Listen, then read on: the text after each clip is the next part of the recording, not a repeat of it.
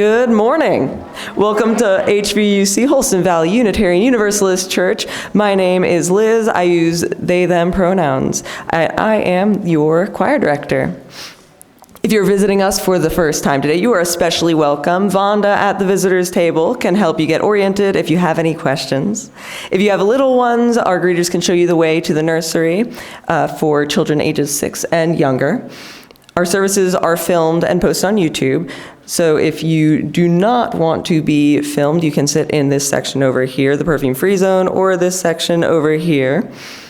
And you can move during the prelude, the opening hymn, if you need to.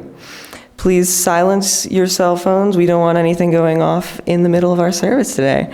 And our opening hymn is number 268 in the thicker gray hymnal. This is, we're only doing the first and last verses. And you may rise in body or spirit as you are able.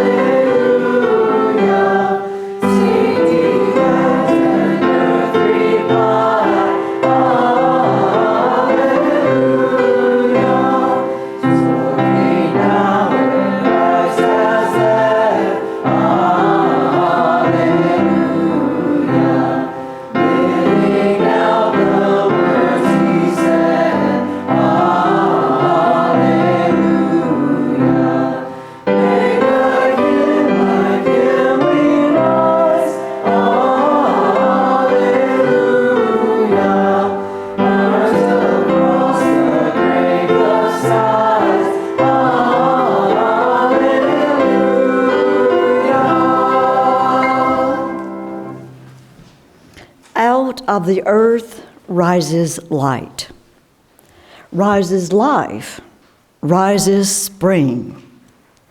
May we join with the miracle that is springtime and enter into life with the lightness of joy. Rises out of spirit, rises faith, rises hope, rises love. May we join in the miracle that is Easter time and enter into the life with hope and love. Let us resurrect with spring. Let us resurrect with the Spirit and enter into renewed life as we gather together for this time of worship, this Easter morning. Good morning. I'm Wanda Earp, and I'm your service leader this morning. A special welcome to you to Holston Valley Unitarian Universalist Church. If you are with us on the internet, or if you're sitting here among us today, I remind you that we are one community, united in our commitment to each other and our commitment to live out our principles of the world.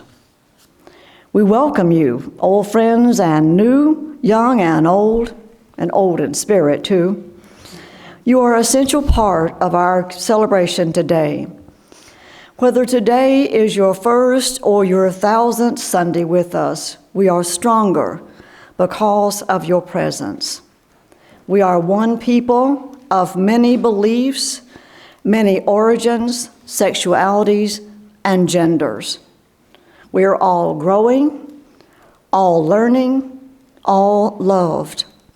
Just as you are welcome today.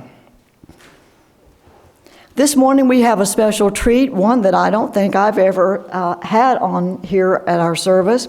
We have 4 of our members that are going to give their perspectives on Easter. And as long as I have been here, I don't think we've ever had that luxury of hearing that diversity. You will hear from them this morning, and you will be reminded about our growing and our learning and our loved within this church family. Let us begin this sacred part of our service with the lighting of our chalice.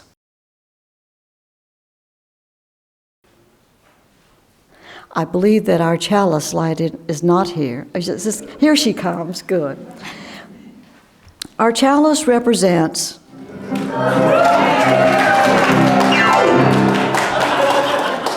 sometimes it takes a village. Thank you, Katie. Since we finally got our chalice lit, will you please join me in our responsive reading that's in the insert of your program? Quick, look about you. The snow of winter has gone, and the earth has awoken once more. Hail the spring in all her green glory. The brave small flowers push up from the warming soil. Birds return from their southerly homes. The first buds appear on trees. Our days are full of the songs of the feathered ones. The nights grow warmer and the sun strengthens. Warm air caresses us, filled with the scent of fresh earth and 1,000 blooming flowers.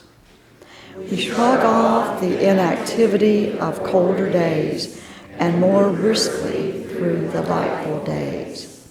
Birth and rebirth, new life from seeming death, the promise of old coming true once again.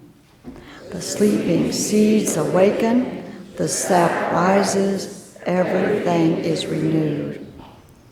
What was once laid in stillness now busts first in righteous activity.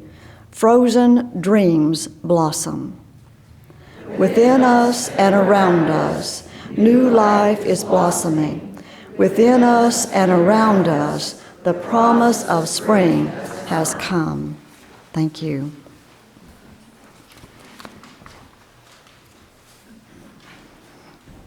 New life is blossoming all around, the new flowers and trees and grass and lots and lots and lots of green grass.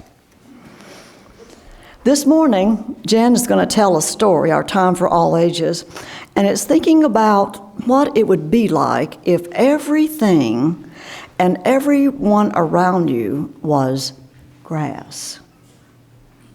You can stay in your seats, children, as you hear this story, but Jen might be asking you some questions, so listen closely as she does that.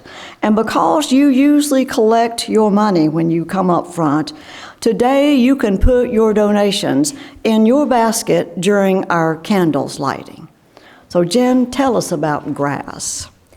Once upon a time, there was a girl named Wendy. She loved grass. What can I say? She loved grass.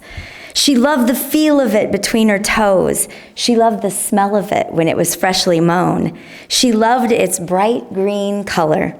Wendy loved grass more than just about anything. One day, her family decided to go to the beach. Wendy wasn't too sure about it. "Come on," said her older brother. "We can go swimming. And we can collect rocks and shells together," said her mom. "And you can bury me in the sand," said her dad. Has anyone ever collected rocks or shells? Yeah. Has anyone ever been buried in the sand? Fun. It sounded like fun, so they all piled into the car and off they went. When they got to the beach, it sure looked great, like nothing Wendy had ever seen. But when she first touched the sand, it was way, way, way too hot. "This isn't cool like grass," she said. "I wish this sand was grass," she cried. Now, Wendy had a good luck fairy who followed her around, and he heard her wish and decided to grant it. With a flash, all the sand had turned to grass. Now it was her family's turn to be not too sure. Wendy, of course, was delighted. "I guess I won't get buried today," said Dad. "That's okay," said Mom. "Let's collect some shells." Everyone went down to where the water lapped the edge of the grass. There were polished rocks and beautiful shells lying all about. They all set to work looking for the shiniest or the biggest or the most colorful. Everyone except Wendy. Ouch, she said. Ooh, eek. The rocks and shells hurt her feet. I wish these rocks were soft like grass, she thought to herself. As soon as she did, her good luck fairy, who could hear her thoughts as well as her words, made it so. The rocks and shells turned to grass too. The family looked at one another. Well, they said, at least they're swimming. Everybody laid their beach towels on the grass and changed into their bathing suits. Last one in is a rotten egg, Wendy's older brother cried, and he ran into the waves, followed closely by Wendy's sister, their delighted squeals trailing behind. Wendy followed tentatively, but when her toe touched the water, she said, "Yuck, too cold and wet." This time, she didn't even have to think it.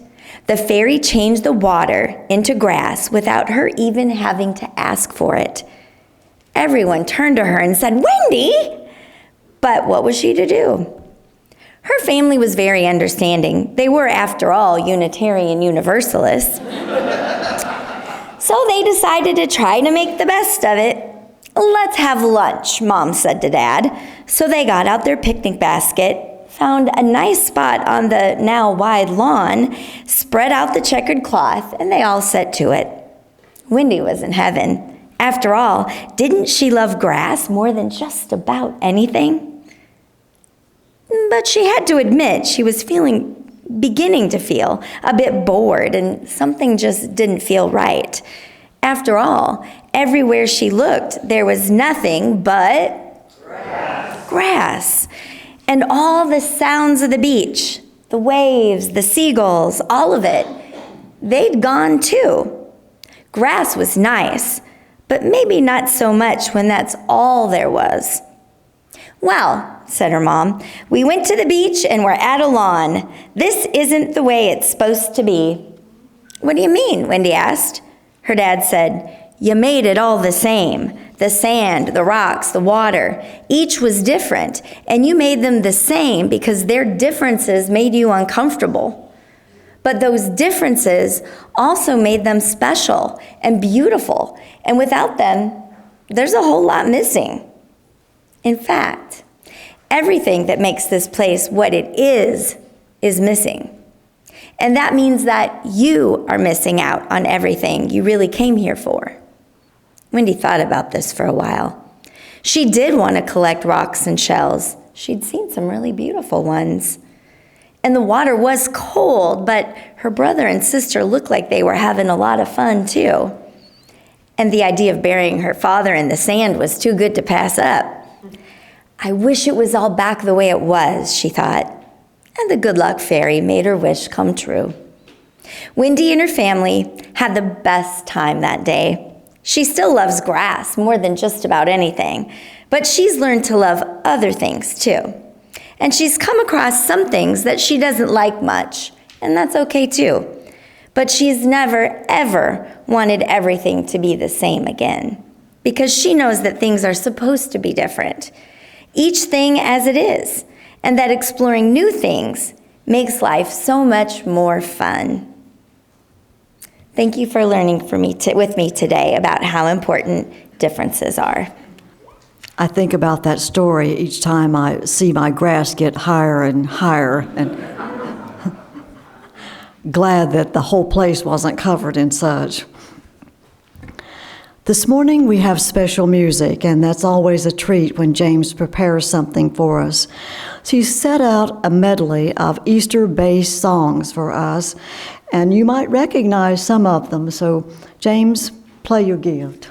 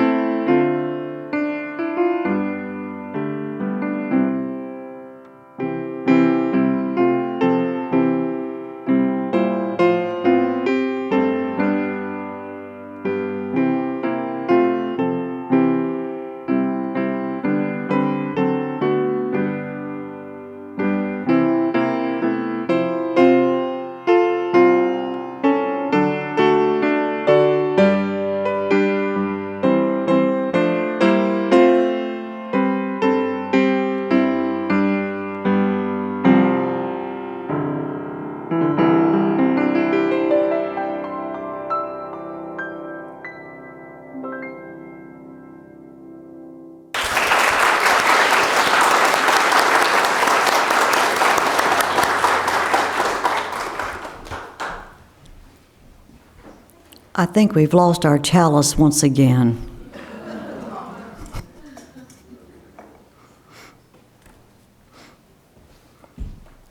One of the many ways that we in this church family reach out and hold each other close and shoulder our sorrows and our joys is by our weekly candles card, or our lighting of our own candles, if the chalice cooperates. You may do your candles a number of ways, and one is you may fill out a candles card that you can find at the back table. The thing that you'd have to do, though, is make sure on the back that you mark whether or not you want that read in public, because we are on YouTube, and you want to make sure that you know that other people are going to be reading that. Or you can email the minister at hvууc.org and put on the subject line as candles card and let her know as well if you want it read aloud. We have several of candles cards today that the candle lighters can light, as I mentioned them.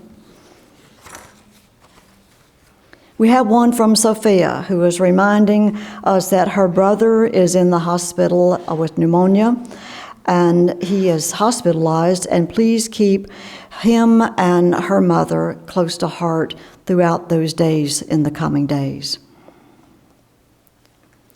We have a candle of joy to be here for day from Katie Quinlan. So glad to be here. Noel, we have a candle of joy to see so many on the street standing up for preserving our rights given by the Constitution of our United States. And I have a joy and a concern of next. It is from Jesse and James Blanchard.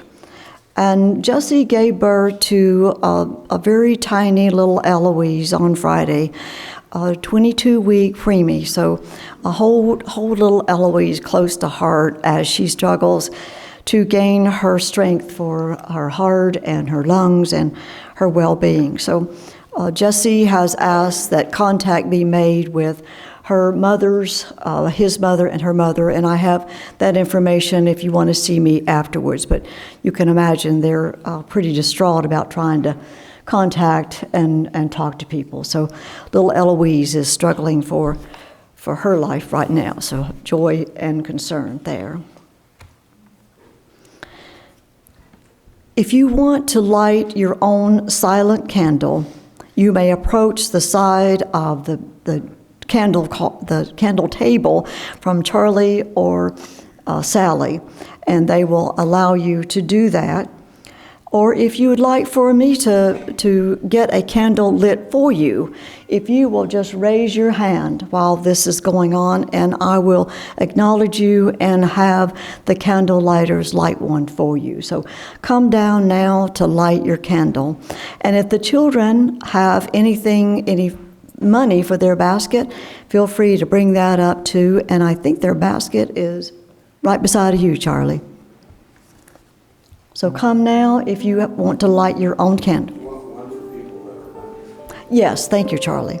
For all the people that are not here, but we know that they are in our hearts and spirits, please light one there, Charlie.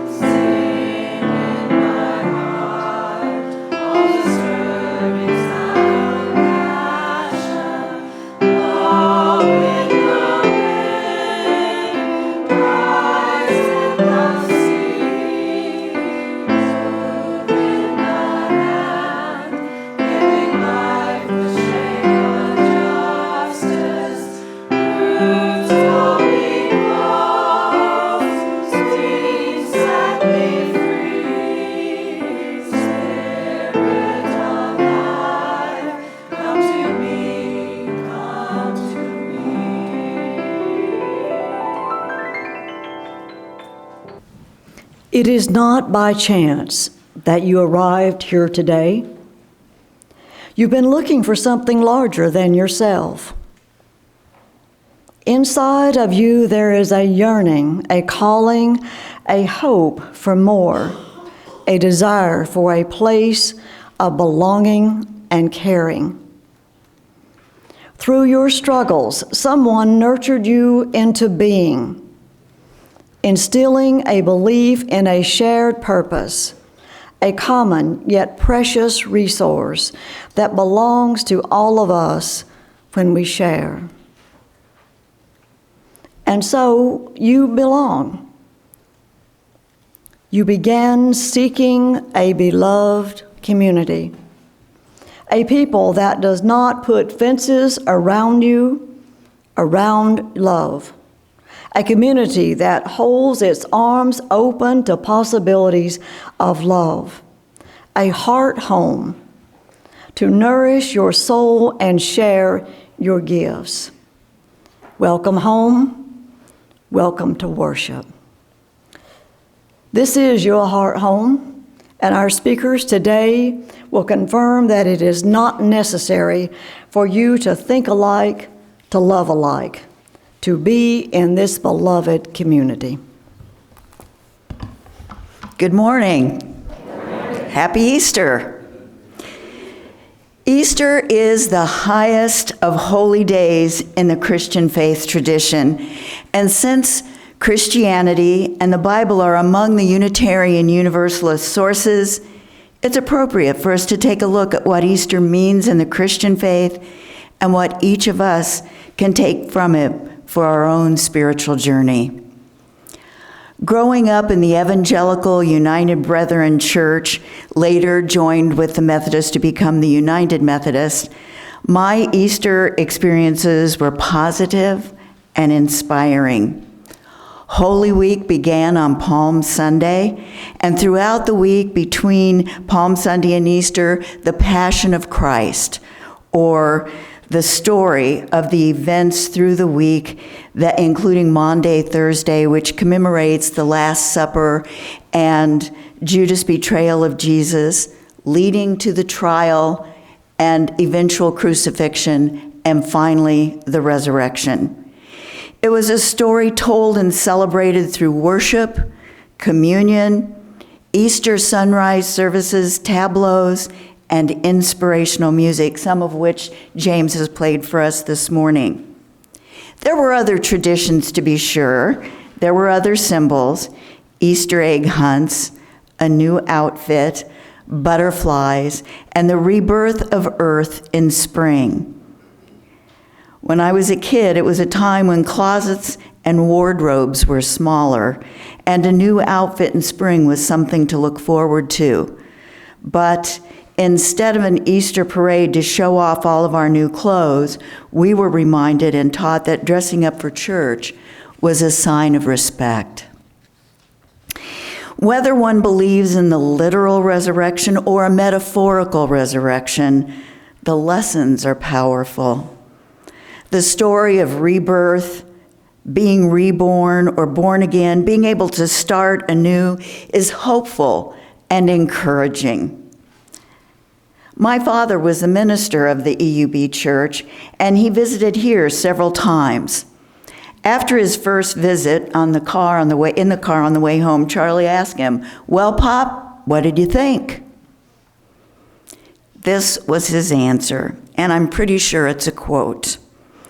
For me, my spiritual path is Jesus Christ as my personal Lord and Savior, but the bottom line is love, and there's love in this place. Yes, there is love, but love is more than a warm feeling of acceptance. Love is a call to action. Through parables and stories, Jesus taught and lived a life of compassion, love, caring, and forgiveness.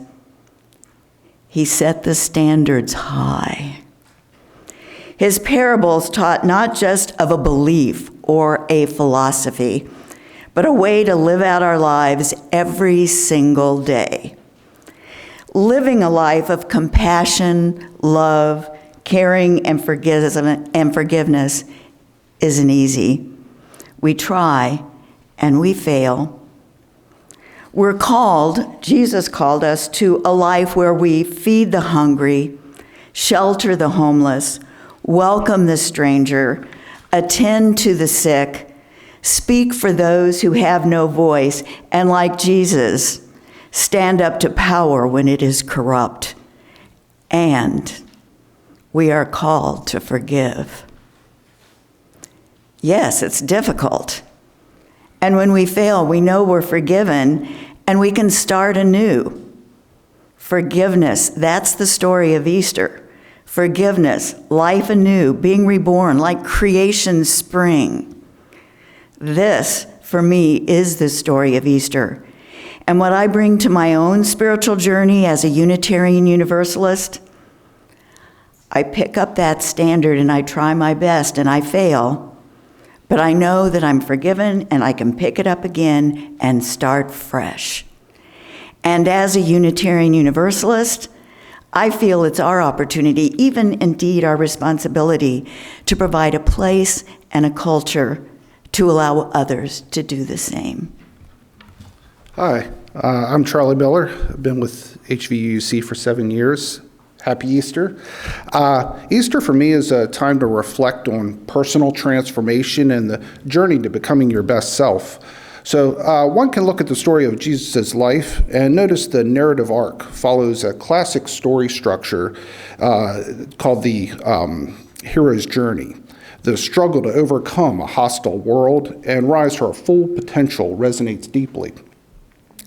I'll offer you a brief review of the narrative arc and a personal reflection of my own transformation to illustrate how I derive value from Easter. The life of Jesus, as conveyed in the Bible, has a commonality with other stories across cultures and time. We see the template of the hero's journey used in, for example, The Wizard of Oz, Star Wars, Harry Potter. It's used in ancient writings such as the Odyssey, the Epic of Gilgamesh, and through the Mahabharata, especially through the character of Arjuna.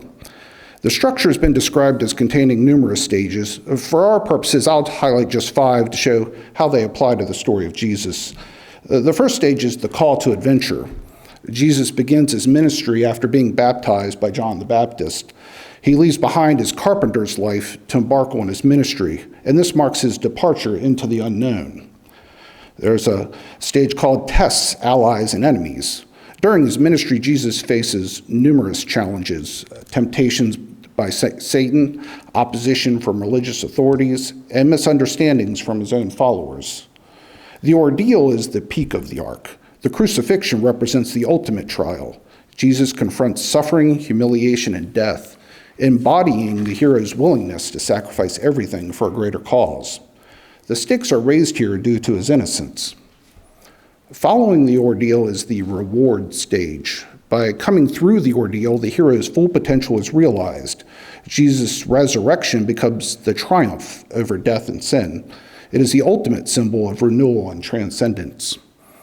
In the return stage, the hero returns to ordinary life. Jesus' resurrection appearances revealed his power over death and inspired his followers to continue his ministry, spreading the message of the path to salvation from death. There are many sources out there explaining this idea in greater detail. Hopefully this brief introduction conveys the concept. I grew up with Easter service as a time of introspection on how the example of Jesus applies to our own life. My most profound transformation occurred when my path hit a dead end. As a young adult, I was struggling with working to pay for college while trying to complete coursework, and I made the challenge harder by finding escape in unhealthy ways. It culminated in having to drop out of college and feeling trapped. My call to adventure was to join the military, leaving my family, quitting my job, heading into the unknown. It took years of hard work to regain healthy habits and complete my education. I look back at this time as passing through an intense crucible, but also with great joy finding my path to a better life. While I'm not a Christian, I completely acknowledge the power of reflecting on the life and story of Jesus. It confirms the truth inherent to being a human, that you will have to pass through challenges to develop and mature. and that's worth celebrating. It reminds us to push through when things get tough, stick to our principles, and any shortcuts will ruin the outcome. For those struggling to find their own call or those currently working through their ordeal, I encourage you to persevere. Those who have been through this journey can be the sage guiding others. No matter where you're at on your own journey, we can reflect on the power of transformation using the example we celebrate today. Good morning. My name is Deb, and I'm currently serving the church as a receiving treasurer. Easter was never a big thing for growing up, except for the promise of chocolate. But when my husband, Brad, and I moved to Michigan when we finished school, we joined a United Church of Christ. The church was mid-sized and the congregation very progressive. Our minister, Kent, was thoughtful and caring. He brought historical perspectives and critical thought to the Christian rituals and stories. The stories of the Easter season were especially meaningful to me. While he may not have meant to, Kent prepared Brad and I for transitioning to be UUs. On Maundy Thursday, our congregation would gather in the evening to remember the story of the Last Supper of Jesus with the disciples in the Garden of Gethsemane. The sanctuary was dimly lit and the mood was solemn. A table was set up on the altar with a lit candle in front of each person sitting at it. One by one, they read passages from the familiar story about the gathering of Jesus and the disciples, the love they had for each other, the betrayal, the injustice, and finally the torture and death by crucifixion. Each person blew out their candle when they had finished reading, and the lights in the sanctuary were dimmed further. The minister then read the last words of Jesus as written in the Gospel of John. It is finished.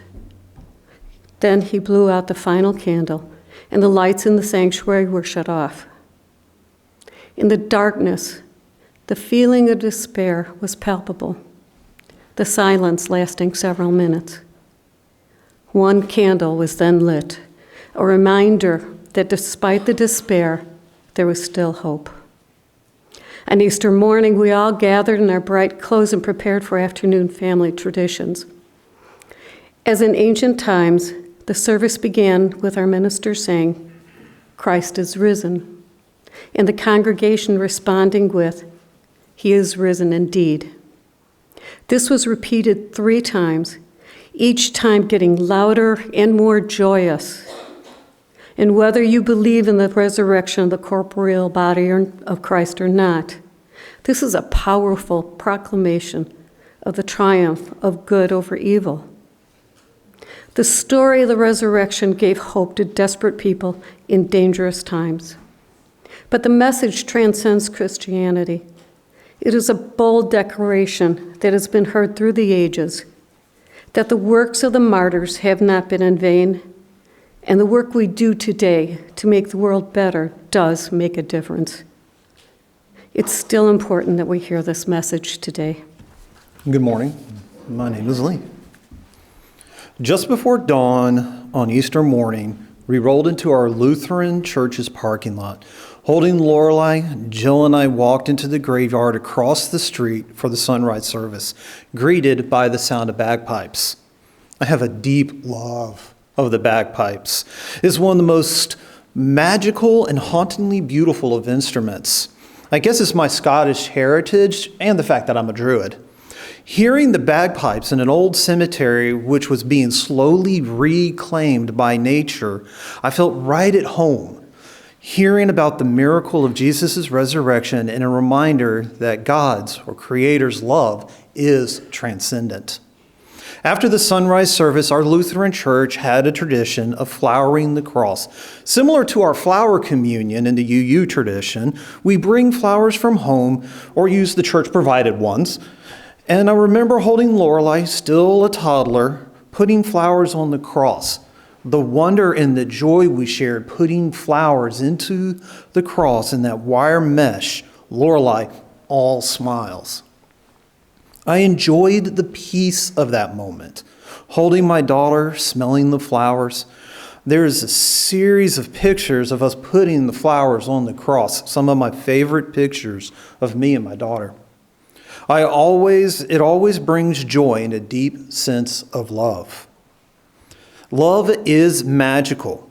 It transcends reason, logic, and transforms all that it touches. Love is transcendent, and the Easter story tells of the transformative power and the transcendence of the Creator's love, even beyond injustice, fear, betrayal, sacrifice, and even death. It may come as a surprise to some of you, but I am Christian. I'm known around here for my pagan side, and I'm not sure what else. You guys will have to tell me that. I am Christian, you for sure, and I'm a resurrectionist Christian as well, meaning that I believe that Jesus did rise from the dead. More on that later. The story of the death and resurrection of Jesus is, of course, central to the Christian tradition. As Jesus breathed his last breath, a miracle happened. In the Gospels of Matthew and Mark, it states that the curtain that separated the holies of holies from the rest of the Jewish community was ripped from top to bottom. There was now a way between God and all people. In this symbolic miracle, Jesus' death revealed a clear way to define, again, love transcending, creating a way for anyone to connect with the transcendent love, even in death. God's love transcends limitations humans can and had created. Nothing can separate us from the love of God, the Creator. The ripping of the curtain made that clear to those who felt separated. Jesus rose from the dead 3 days later, again, love transcending. Life began being created anew, just like we see in spring. The Universalist Church, one of the founding traditions of our modern UU tradition, values reason. Reason says, and rightfully so, that dead things do not come back to life. There's no way to know for sure that Jesus rose from the dead, and there's no way to prove he didn't. But it is reasonable to assume, again, that dead things don't come back to life. Where reason in faith begins. I know it's not logical to believe that a dead man walked out of a tomb. But I do. And this is where faith begins for me. Whether or not Jesus literally rose from the dead or not does not change the fact that the story is true. No other way than symbolically or mythical. That's why people like me and Charlie, who you just heard from, can be friends. Whether myth or actual events, the love of the story transcends both views. Again, love transcending. Love's promise that despite the worst that can happen to any of us, we can be redeemed. The promise of transcending love can unite all of us. When we are angry, filled with hate, scared, love transcends them all. The curtain has been torn and Jesus is alive, love transcending. We can move together, our love for one another, for our community, for the world and nature, and for justice. Love transcends so much so that it can bring a rational atheist and a mystic Druid Christian together in friendship, debating ideas and working together to make the world a better place. No matter the belief or the fact, love transcends them both. We are reminded to choose love, hope, and joy, to plant the flower, to plant the seeds of love, waiting until spring, when the seeds of love bloom again, never really having gone, just hard to see, growing in the winter's earth where we can't see it. The promise of spring, of Easter, is that love will transcend. Even in the darkest of times, when all seems lost and those we love are crucified, God is still there. Love is still there. The curtain has been ripped. We can see that we are no longer separated from love and from Creator. As the flower opens to the world in spring, we see love transcend the winter, the darkness, and the darkest night. Easter reminds us that the flowers will bloom and that love transcends all. Thank you to all of our speakers. I think we've just heard a good introduction to what coffee hour might be like today. It is a wonder to me that our paths have crossed, so many of us being so different, but yet enriched by the marvel of that. And I'm glad that we heard different perspectives for you today, and it will be fuel for you to think about later. I'm not sure that there's anything left to extinguish on our chalice, Charlie, but I'm convinced that fairy, the grass fairy Nemesis, has descended upon our chalice this morning and has taken over. But Charlie, if you will just take a look to make sure that there's anything to extinguish so we don't have a fire later, please do so. And we are reminded that that our chalice is a symbol of the light that we keep in our heart and its message of love and justice, taking it far outside of these walls into the world we live until we are together again. It's been my pleasure to be with you this morning. Stay put for just a few announcements. If you are not involved in the Easter egg hunt, there might be 5 or 6 of us that aren't. But if you're not involved in the hunt, please stay with us for coffee, and Alicia has prepared a nice musical picking out on the porch, and the weather cooperated, and so you can just make your way out to the covered porch and just use your instrument as your power. Our closing hymn is hymn number 269 in the larger gray hymnal.